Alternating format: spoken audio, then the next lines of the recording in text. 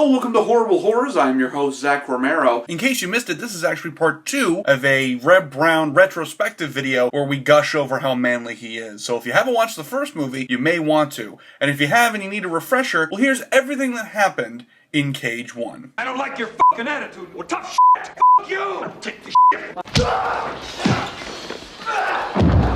Oh, baby died.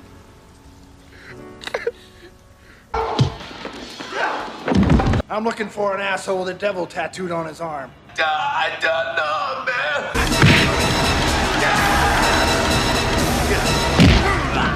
man. You ain't gonna shoot a lady, are you, dickhead? Now, my number one question already is, how do you make a sequel to this movie? Well, the sequel certainly doesn't want to answer that right away, and we see Reb and Lou living seemingly mild-mannered lives despite launching $1 million bar in the city. The two are at a local grocer picking up some uncomfortable babes. You go get it, Reb. However, not even 4 minutes in, and generic assassins bust into the place, tranquilize Lou Ferrigno, drag him off, leaving Reb behind dead, if not for these two innocent bystanders acting as makeshift shields. Whoops! Well, that's certainly a different tone from the first film. By about this time in Cage 1, we were believing that anything was possible with a best friends montage and crying about a dead barmaid. Clearly the director's notes from the first movie had to have read something like, more fighting needs to happen, okay thanks. So we clumsily run back to the underground cage fighting in Chinatown, but now it's televised. So without any explanation, Lou is this Terminator of the Fight Club, an unstoppable killing force that no-sells any and all offense and beats the shit out of everyone. You know, the opposite of how he was in the first film. But again, here's the number one question. Who is running this? We saw the villain get crushed to shit at the end of the first one, and hey, what the f***? He's still the bad guy? We're just gonna ignore him being left on the floor of a dirty warehouse, spine snapped, sternum crushed, unable to move with cops on their way? He's got a brace and cane, and we're just gonna pretend it's all good. And why is he partnering up with Lou Ferrigno? He could have just had him killed in revenge. I mean, they clearly had the drop on him at the grocery place. What reasoning would there be to bring him back to the Fight Club team? I swear upon my last breath, I will find this Billy and have my revenge 1,000 times over. Excuse me, sir. Here are the pay-per-view buy rates from Billy's last cage fight. Holy shit, that's a lot of views. Find Billy, book him as our champion. I love that giant man-child. So in any case, we've sacrificed a lot of character development this time around to bring in a lot more action shown in the cage. As such, instead of Reb doing his best Frank Castle Punisher impression, the movie just sort of rushes him back to Chinatown, but oh, we get a twist this time around. Clearly Reb can't just bust in with guns blazing to save his buddy for some unexplained reason. Instead, thanks to the help of these two senseis, the plan is to give Reb a crash course in martial arts so that he can also compete in the cage tournament and save his buddy. But a new moveset won't be enough for this plan. He needs an elaborate disguise to slip in undetected.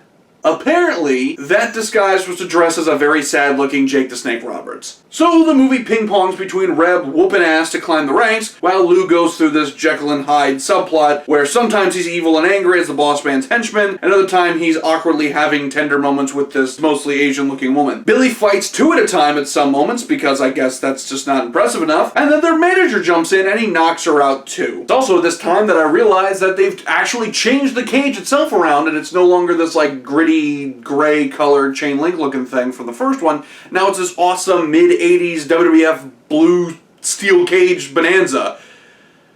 I'm a giant nerd. Reb rumbles and trains with his newfound Asian teachers, but him just kind of standing around awkwardly back-kicking people just doesn't have the same thrill as, say, I don't know, punching Melissa McCarthy in a CD bar. This finally culminates with Reb taking on Lou one-on-one in the cage, meat versus meat, chunk for chunk, to save Billy from succumbing to the Fight Club darkness forever. During this, we kind of put together that the evil boss has been administering plot convenience injections into Lou to make him a killing machine all of a sudden. So midway through the brawl we've been waiting for, Reb makes the big reveal that it's actually him, and Billy snaps out of his murder rage, and a fire breaks out. Basically, the movie is wrapping up and just kind of goes, just go, just everybody get off the set, fuck it, just go. Villain Dude performs the fakest stab that's ever been recorded to film to his Judas, and is going to to make a quick escape via helicopter. As fate would have it, Lou has a showdown with Mr. Yin, who suddenly realizes, oh hey, this is the guy who crippled me! Oh, f*** him, I should kill him! But the film comes full circle when yet another innocent lady is used as a makeshift shield and protects Ferrigno from being shot. Then we have a series of one-on-one battles with people not named Reb Brown, so thus my interest is minimal at best. Although I will admit that my favorite start to one of these one-on-one fights is when the henchman introduces himself to Billy and explains that he was the henchman who shot him with the tranquilizer dart at the beginning of the movie. I'm the one that shot the dart in your chest at the market.